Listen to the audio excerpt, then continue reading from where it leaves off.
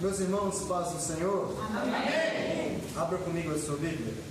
Evangelho segundo escreveu Mateus.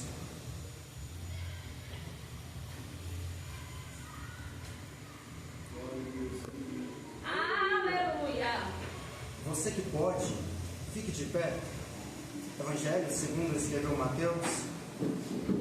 A partir do capítulo 28, a partir do versículo 1.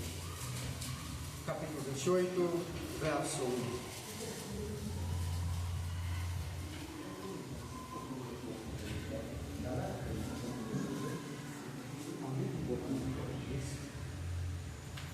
Mateus, capítulo 28. Glória a Deus.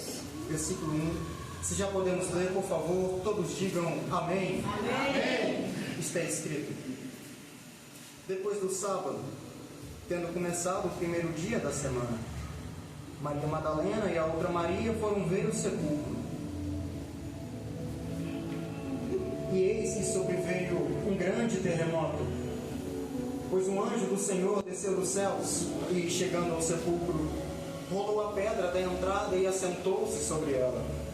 Sua aparência era como um relâmpago, e suas vestes eram brancas como a neve. Os guardas tremeram de medo e ficaram como mortos. O anjo disse às mulheres: não tenham medo. Sei que vocês estão procurando Jesus, que foi crucificado. Ele não está aqui, ressuscitou como tinham dito. Venham ver o lugar onde ele estava. Ore comigo. Senhor Deus e meu Pai, aqui está a tua palavra, Jesus. Senhor, fala conosco nesta noite e abra o nosso entendimento para entendermos tudo que o Senhor irá nos falar. Manifesta ainda mais o teu poder e a tua glória entre nós.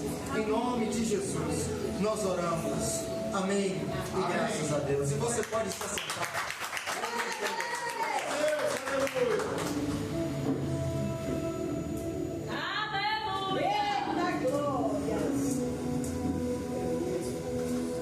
Queridos irmãos, a ressurreição de Jesus é algo tão extraordinário que nenhum dos evangelistas ousou encerrar a sua obra na cruz. Mateus, Marcos, Lucas e João, todos os quatro concluem com a ressurreição, suas implicações e o que ela inaugura. A cruz é o clímax do sacrifício, mas a ressurreição é o início de um novo ciclo. Por isso, quando chegamos a Mateus 28, não ouvimos apenas uma história, ouvimos três vozes que interpretam este evento. Primeiro, a voz do narrador. Segundo, a voz do anjo. Terceiro, a voz do próprio Cristo. Mateus escreve como testemunha. O anjo fala como mensageiro do céu. E Jesus fala como o Senhor que venceu a morte. No amanhecer do primeiro dia da semana, o anjo desce para anunciar a maior mensagem que poderia existir. Ele resume o Evangelho em duas simples declarações, mas eternas. Ele foi crucificado e ele ressuscitou. A fé cristã baseada em apenas duas palavras: cruz e ressurreição, sacrifício e vitória, juízo e vida. Por isso, pregar a cruz sem pregar a ressurreição é entregar o Evangelho pela metade. É dizer que o preço foi pago, mas não mostrar o recibo. É falar do cordeiro imolado, mas não anunciar que ele está vivo. Aleluia! Note que o anjo diz no versículo 5: eu sei que vocês procuram Jesus, que foi crucificado. Ele era o crucificado, já não é mais. Quem não passa pela cruz não pode falar de ressurreição. Mas quem para na cruz também não entendeu o Evangelho. Morrer por uma causa, muitos morreram. A história da igreja é marcada por mártires, profetas, homens e mulheres que entregaram sua vida por aquilo que criam, mas ressuscitar pelo próprio poder, isso só Jesus. Ele é o primogênito dentre os mortos, o primeiro da fila, a cabeça de uma nova humanidade.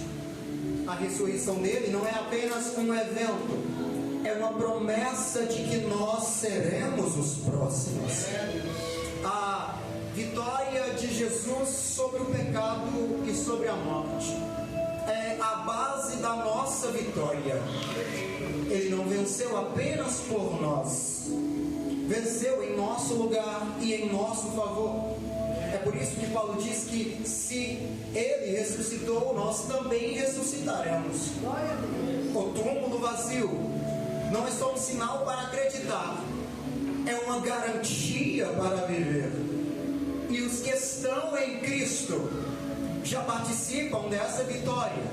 O pecado perdeu o domínio, a morte perdeu a última palavra, o inferno perdeu a chave da porta. É por isso que quem está em Cristo não é vencido pelos maus desejos. Quem está em Cristo não é vencido pelo pecado. Quem está em Jesus não é vencido pelo mundo e pelo diabo. A cruz resolve o que fomos e a ressurreição inaugura o que seremos. Esse é o Cristo do Calvário, que carrega o preço, que carrega a marca da cruz, mas também o selo da vitória.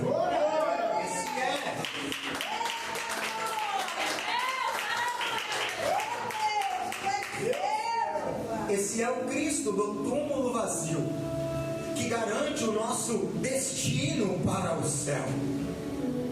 É por isso que, diante desse texto que nós lemos, eu vou dividir a mensagem em 3 lições, baseadas no seguinte tema: vivendo a ressurreição. Em primeiro lugar, o Cristo que transforma quem o encontra. Quando a madrugada ainda parecia mais forte que a esperança, algumas mulheres caminham até o túmulo, que para muitos era símbolo do fim. Elas não foram ali buscando respostas teológicas, nem tentando entender todos os mistérios. Estavam ali porque amavam Jesus e para embalsamar o seu corpo. Mateus 28 mostra que a ressurreição não começou com celebração, começou com passos cansados, olhos inchados e corações que ainda tinham um fio de fé. O pastor Samuel Procópio afirma que a tristeza não estava presente apenas na vida, mas no olhar e nas roupas daquelas mulheres. A vida não estava perfeita, mas o amor por Jesus ainda era maior que o desânimo. E aqui está a primeira lição que eu quero ressaltar: a ressurreição não começa quando tudo dá certo. Começa quando você decide procurar Jesus, mesmo dentro do que parece morto.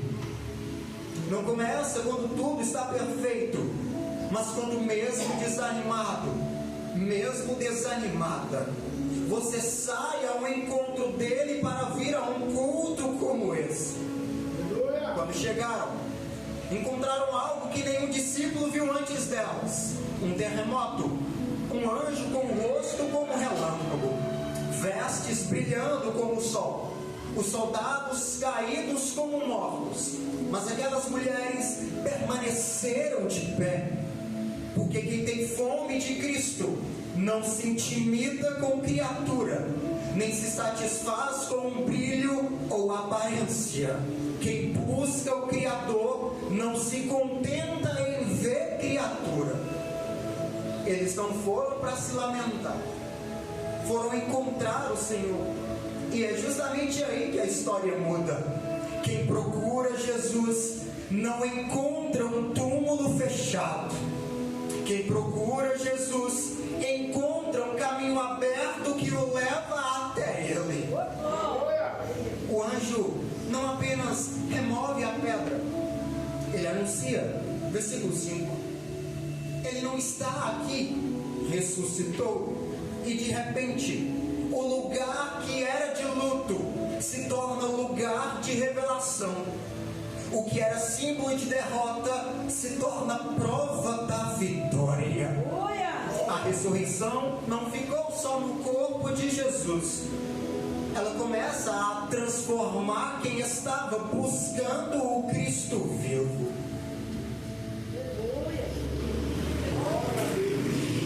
Viver a ressurreição não é acreditar que Jesus ressuscitou há 2000 anos atrás. É deixar que essa verdade te ressuscite agora. As mulheres estavam tristes, mas a tristeza se transformou em alegria com a notícia que aquele anjo veio trazer. Quem busca Jesus percebe que o túmulo que assustava é, na verdade, o lugar onde Deus abriu um novo capítulo. O túmulo que causava agonia agora é símbolo de alegria. Aquilo que era símbolo de morte e dor agora é o lugar que simboliza o início de uma nova história. Enquanto os discípulos se lamentavam e choravam pela sua morte, as mulheres que decidiram buscar Jesus têm um encontro com Ele e passam da tristeza à felicidade. Quem busca Jesus encontra. Aleluia. Quem vai atrás de Jesus o acha.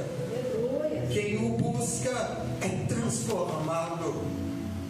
É por isso que Mateus 28 nos ensina que a ressurreição não é apenas um evento a ser lembrado, mas uma realidade a ser vivida.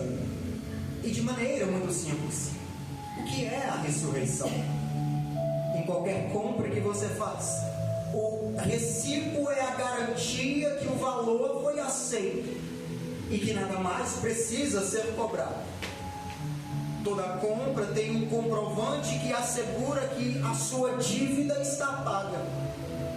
Na redenção acontece da mesma forma. A cruz foi o pagamento e a ressurreição foi Deus carimbando embaixo que a obra está consumada e que não existe nada mais pendente. A morte de Jesus é o sacrifício que quitou o preço, mas a ressurreição é o selo que confirma que o pagamento foi aceito. Sem a morte não haveria perdão. Sem a ressurreição não haveria garantia. É por isso que Cristo não apenas morreu para te salvar, mas ressuscitou para que você permaneça salvo. Não existe disputa entre a cruz e a ressurreição. Elas não concorrem em importância, porque a cruz resolve o passado e a ressurreição inaugura o futuro no céu. Glória a Deus. É a esperança da igreja. O Cristo que ressuscitou com um corpo incorruptível e glorioso também há de nos ressuscitar em glória, revestidos de incorruptibilidade no dia do arrebatamento.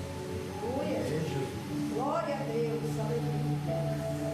Por isso a ressurreição é importante, porque marca não somente o início de um novo ciclo, mas também a garantia de que um dia, assim como Ele, também teremos corpos glorificados. Enquanto a cruz nos livra da condenação, a ressurreição nos traz a transformação. Enquanto a cruz remove a culpa, a ressurreição nos traz a vida. Enquanto a cruz libera perdão, a ressurreição nos transforma para viver em santidade. Ela é a prova pública pública que Jesus não foi apenas um mártir, alguém que morreu em favor de uma boa causa, como defendem os testemunhas de Jeová.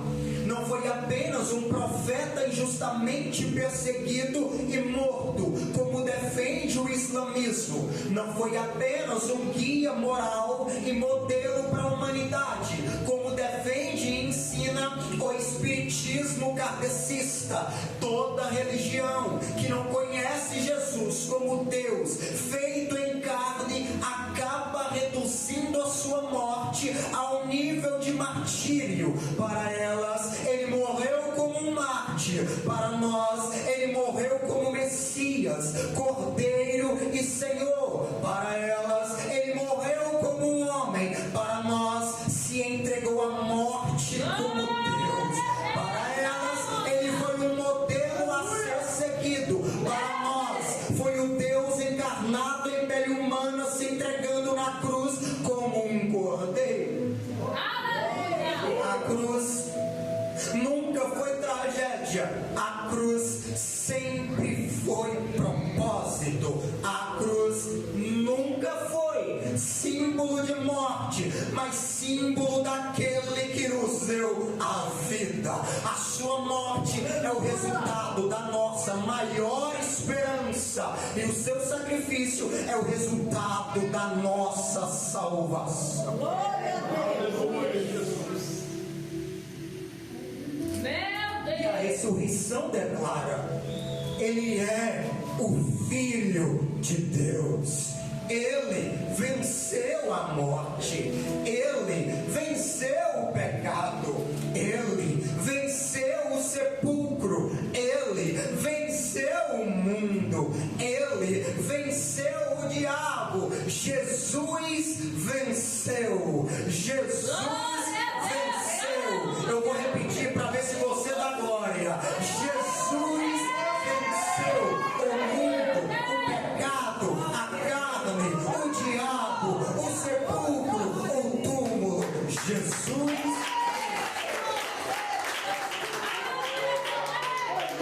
Glória a Deus. Ele é o primogênito que ressuscitou dos mortos. Mas talvez alguém diga: mas o filho da viúva de Naim voltou à vida. Talvez alguém se lembre da filha de Jairo, ou de Lázaro, amigo de Jesus. E sim, eles voltaram da morte, foram restaurados à vida, mas voltaram ao mesmo corpo mortal, e mais cedo ou mais tarde morreram de novo. Mas com Jesus é diferente. Ele não apenas voltou à vida, ele ressuscitou em glória. Não apenas voltou a viver, mas venceu a morte definitivamente. Não apenas saiu do túmulo, mas se levantou com um corpo incorruptível, imortal, eterno e glorioso. Foi aquele que não só levantou dos mortos, mas inaugurou a ressurreição. É por isso que ele diz em João capítulo 10, versículo 17: ninguém tira a minha vida, mas eu a dou por espontânea vontade. Tenho autoridade para dá-la, e também tenho autoridade para tomá-la de volta. Que Deus é esse que tem autoridade sobre a vida e também sobre a morte? Apocalipse 1:18: eu sou aquele que esteve morto, mas agora estou vivo pelos séculos dos séculos, e tenho a chave da morte do inferno. Que Deus é esse que abriu mão da própria glória para transformar culpados em filhos? E se ele nos chama de filhos, então nos chama de herdeiros, herdeiros de Deus, co-herdeiros com Cristo. É o que Paulo diz, Romanos capítulo 8, verso 17. Que Deus é esse que não apenas nos estendeu a mão, mas nos arrancou do império das trevas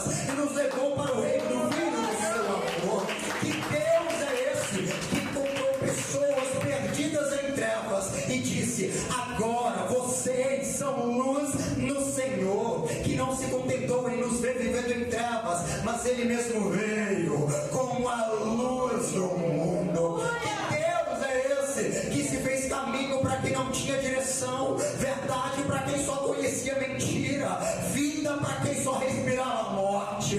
Que Deus é esse? É o Deus que desce para alcançar, que chama para perto, que transforma a identidade, que muda destino, que quebra corrente, que acende a esperança. É o Deus que não apenas salva, Ele adota. É o Deus que não apenas liberta, Ele conduz. Não apenas cura, Ele restaura. Não apenas ilumina, Ele nos torna luz. É o Deus que o Evangelho revela. É o Deus que mudou tudo em nós, morreu por nós, ressuscitou e vive em nós. Que Deus é esse que enfrenta a tempestade para alcançar um só coração e acalma o mar não só do lado de fora, mas também dentro de nós? Que Deus é esse que não apenas abre porta, Ele abre o mar, que não apenas dá força, mas renova como asas de águia? Que Deus é esse que trocou o trono pela cruz, coroa por cravos, glória pela dor, só para que ninguém precise caminhar sozinho? Que Deus é esse que não espera te ressuscitar apenas no fim, mas nos ressuscita hoje na fé, na esperança, no ânimo, na alma, através da sua palavra? Que Deus é esse? É o Deus que nos conhece por inteiro e ainda assim nos escolhe. O Deus que não se afasta em nossa escuridão, Ele ilumina, traz a luz e nos torna luz. É o Deus que muda a história, transforma de dentro para fora. Ele é Jesus, é Jesus, é Jesus, é Jesus, é Jesus, é Jesus, Ele é Jesus. Glória a Deus. Glória a Deus. Oh, glória. Aleluia. Meu Deus. Tá na casa, meu Deus. Glória a Deus. Ainda no primeiro ponto da mensagem, o Cristo que vive transforma quem o encontra. As mulheres chegam ao túmulo carregando dor, medo e um coração despedaçado, mas quando encontram o Jesus vivo, tudo muda. Ele as encontra no caminho, não no culto, não no templo, não numa condição perfeita, no caminho. E se estavam no caminho é porque estavam obedecendo ao id do anjo. Versículo 7, o anjo diz: vão depressa e digam aos seus discípulos que ele ressuscitou. Versículo 8, e saindo depressa do sepulcro, e de repente, no caminho, Jesus as encontrou. Não está dizendo que elas encontraram com Jesus, ou estavam buscando Jesus, mas está dizendo que Jesus as encontrou. Jesus vem ao seu encontro, porque Jesus se revela àqueles que buscam por Ele e obedecem ao id do seu chamado. Mas o chamado e a ordem de anunciar aos discípulos é do anjo. Versículo 10, Jesus lhes disse: não tenham medo. Vão dizer aos meus irmãos que se dirijam para a Galileia, e lá eles me verão. Jesus confirma a ordem do anjo. Ele as chama, primeiro. Segundo, ele as acalma com não tenham medo. E ele as envia com uma missão. A ressurreição não é só um anúncio do que aconteceu com Jesus, é uma intervenção do que aconteceu conosco. Onde Jesus está vivo, o medo perde a voz. Não tenha medo. Onde Jesus está vivo, a dor não paralisa. Jesus está vivo. Até quem veio apenas para chorar sai correndo para anunciar. A prova disso está no texto. As mulheres chegaram lentas, saem correndo. As mulheres chegaram chorando, mas saem celebrando. As que chegaram com dúvida, saem com uma missão. A ressurreição muda gente antes de mudar circunstâncias. Aleluia, meu Deus. Deus fiel. O túmulo vazio não é só um sinal para ser observado. É um poder que invade a vida de quem o encontra. Não é apenas uma notícia do que aconteceu com Jesus.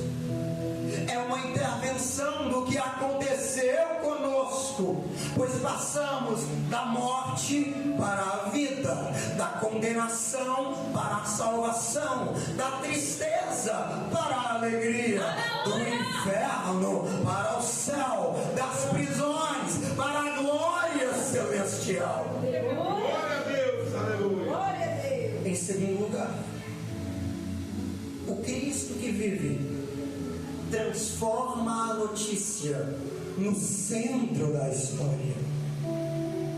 Enquanto Jesus está aparecendo para discípulos, mulheres e seguidores, há um grupinho que tenta ocultar a verdade. Os religiosos subornam os guardas, inventando desculpas e tentam impedir a história da ressurreição. Mas observe o contraste. O mundo tenta apagar a notícia e Deus transforma a notícia no centro da história. A mentira tenta esconder o túmulo vazio, mas o túmulo vazio acaba expondo a mentira. Desde o Gênesis até Mateus 28, o diabo sempre tenta frustrar os planos de Deus, mas Deus sempre transforma oposição no meio de propagação do seu plano. Faraó tentou matar Moisés, lembra? E Deus levantou Moisés dentro do palácio. Amã tentou destruir Israel, e Deus enforcou Naamã na própria forca que ele construiu. Herodes tentou matar Jesus no nascimento, e Jesus cresceu e salvou o mundo. Os religiosos tentaram selar o túmulo, mas o que saiu dali foi o Cristo glorificado. Glória a Deus. A ressurreição declara que nenhum plano humano consegue enterrar os propósitos de Deus. Deus não apenas ressuscita mortos, Ele ressuscita destinos, vidas e propósitos. Toda vez que alguém tenta fechar um caminho, Deus abre outro num lugar onde sequer existia. É exatamente o que os religiosos tentam fazer em Mateus 28: subornar os guardas e tentar impedir a história da ressurreição. É Jesus. E ainda hoje, isso é repetido em podcasts ateus e palestras filosóficas. Eles dizem: o corpo foi roubado pelos discípulos, mas esses discípulos morreram como mártires, afirmando que viram Jesus vivo. E ninguém morre por uma mentira que inventou. Não existe registro de confissão, divergência ou contradição entre eles. O que Cristo faz? Essa teoria fez tantos pesquisadores estudarem que se tornou uma porta para a conversão. E o argumento ateu virou gatilho evangelístico, onde inventam desculpa. Jesus desperta buscadores da verdade.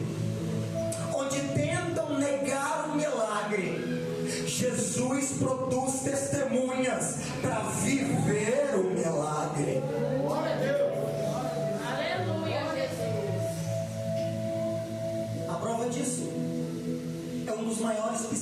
evangelistas deste país, o homem com mais livros lidos em todo o mundo, o Dr. Augusto Cury, que em um podcast afirmou que se considerava um dos maiores ateus que poderiam ter existido, se colocando no mesmo nível de ateísmo de grandes filósofos do passado, como Nietzsche, que escreveu sobre a morte de Deus, do que Freud, ou ainda Karl Marx, que criticava a religião por causar uma sensação de felicidade.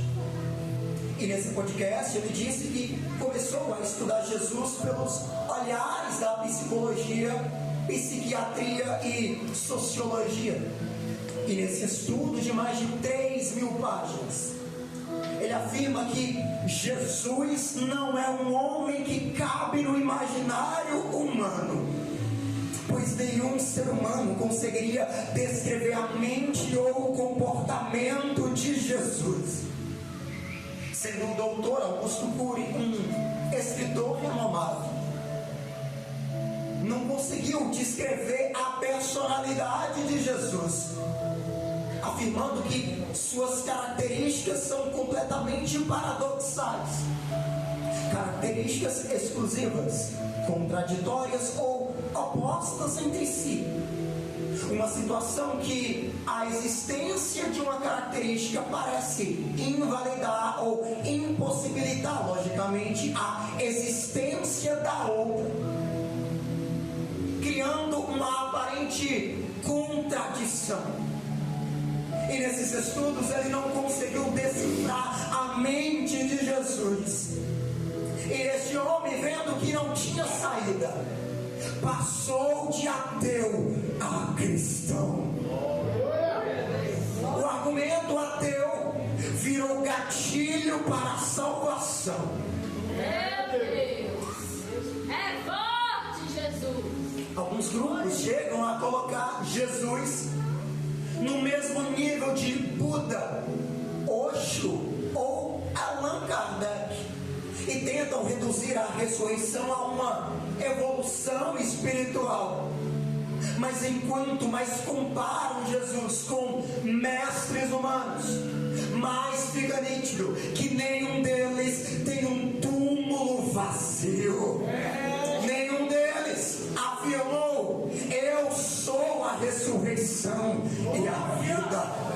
Nenhum deles afirmou: eu tenho o poder de dar a minha vida e também tenho o poder para tomá-la de volta. Nenhum deles subiu ao céu e prometeu voltar. Nenhum deles deixou um movimento global que atravessou um império, guerras, gerações e séculos, onde tentam igualar Jesus a um simples homem. A história e a Bíblia exalta Jesus por cima. Onde tentam esconder a ressurreição, ele revela a sua verdade. Onde tentam silenciar, há um Deus no céu que ainda levanta pregadores. Onde tentam relativizar, ele levanta alguém para sustentar a sua palavra. O túmulo está vazio e nada que o mundo invente pode encher esse túmulo de novo.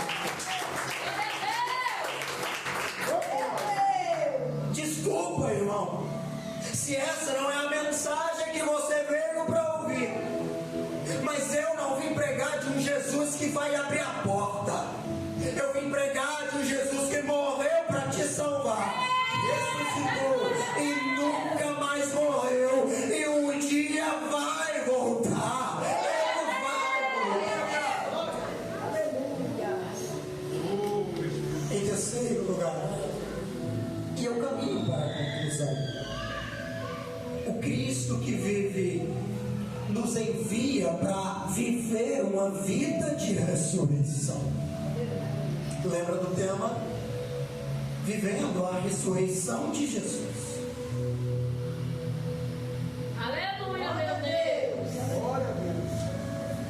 capítulo termina com Jesus vivo, presente e enviando discípulos para transformá-lo. Não é apenas Jesus ressuscitou, Jesus ressuscitou e agora vocês têm que viver como gente que crê na ressurreição. A ressurreição, obrigado, minha irmã. A ressurreição não é apenas evento, é um estilo de vida. Vida de ressurreição é viver com autoridade, porque ele disse: toda autoridade me foi dada.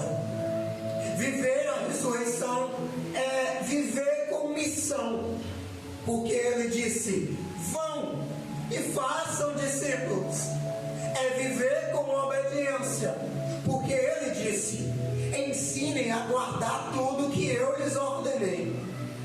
Viver a ressurreição é viver com presença, porque ele disse: eu estarei convosco todos os dias, até o fim. A cruz tirou a culpa, o túmulo vazio colocou em nossas mãos uma missão. É por isso que quem vive a ressurreição não vive de derrota, vive de esperança. Não vive de culpa, vive da graça. Não vive olhando para o sepulcro, vive olhando para a eternidade. Não vive de lembrança, vive de propósito, chamado e obediência à sua palavra. Cristo nunca ressuscitou para produzir fã, mas discípulos autênticos e verdadeiros. Cristo não saiu do túmulo para nos dar uma sensação, mas uma direção ao céu. Não um caminho, mas o caminho que é através de Cristo Jesus. Cristo não venceu a morte para que a igreja fosse tímida, mas para que fosse uma testemunha verdadeira, fiel, viva e que não se corrompa em meio a uma sociedade corrompida que chama certo de errado e errado de certo. Ele chama a igreja a viver como uma luz no mundo e em santidade. O Cristo vivo termina Mateus 28 dizendo: eu estou com vocês. A palavra não é estarei, é estou presente, constante, real. Ele confirma isso em Apocalipse dizendo a João: eu passeio no meio da minha igreja. Glória a Deus. Quem tem um Cristo vivo não pode viver como se estivesse morto. É por isso que num culto como esse, onde desde os louvores do início, Deus tem manifestado a sua glória e o seu poder entre nós, você não pode viver e estar aqui como se Cristo estivesse morto, mas cultuar a Cristo porque Ele está vivo. Viver e aceitar como se Ele estivesse vivo, e Ele está vivo. Chegou a hora de você viver a ressurreição em Jesus. Por favor, fique de pé. Aleluia, meu Deus.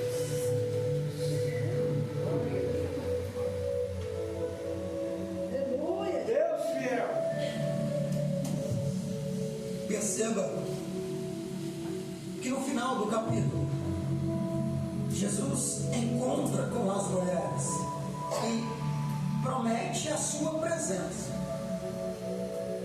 Mas Jesus só promete presença para quem o busca de verdade e obedece ao seu ritmo. Eu torno a dizer: a ressurreição não é só um anúncio sobre o que aconteceu com Jesus, é uma intervenção do céu sobre o que aconteceu conosco. O que, Jesus? De condenados para redimidos, de culpados para filho, de miserável a perdoado, de perdido para salvo em Cristo Jesus. Ore comigo. Pai, obrigado pelo teu sacrifício na cruz. Obrigado, Jesus, porque mesmo sem merecer, tu se entregou por nós naquela cruz, nos garantindo acesso direto ao Pai e acesso ao céu. Jesus, obrigado porque mesmo diante da nossa incapacidade e insuficiência de alcançar a salvação, o Senhor veio para nos possibilitar a vida eterna no céu. Obrigado porque mesmo merecendo a morte, o Senhor veio para nos dar a vida, a sua vida em nós. Jesus, por isso eu lhe peço, escreve nosso nome no livro da vida e ajuda-nos a ser cristãos verdadeiros e fiéis, que amam e obedecem à tua palavra, e que venha um culto como esse, não somente para estar, mas cultuar e agradecer e louvar ao Senhor pelo teu muito amor por nós e pelo teu sacrifício na cruz. Jesus, obrigado, obrigado, obrigado, porque mesmo merecendo o inferno, o Senhor nos amou. Em nome de Jesus, Deus, nós oramos. Amém. E graças a Deus. Que glorifica Jesus.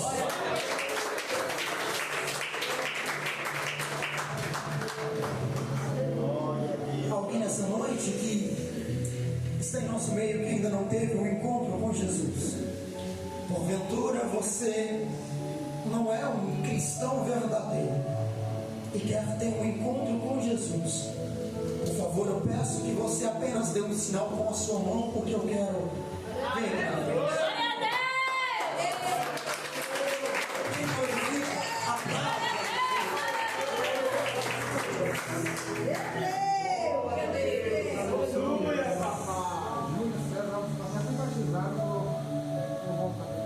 Vai voltar para a igreja. Glória a Deus.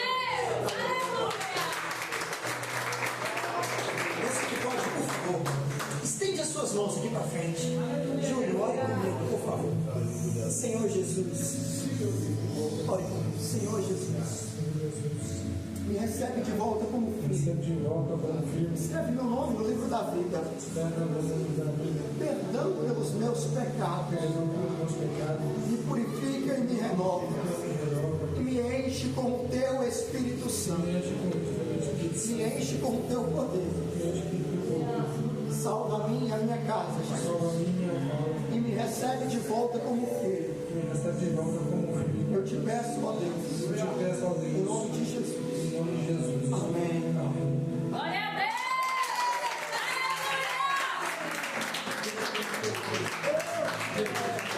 Deus fiel, Deus de maravilha, o Senhor é fiel, Jesus, meu Deus. O Senhor é fiel, meu Deus. É motivo para você glorificar e adorar. É motivo para você adorar o Jesus. A festa no céu. E se a festa no céu, também tem que haver festa na terra. Também tem que haver festa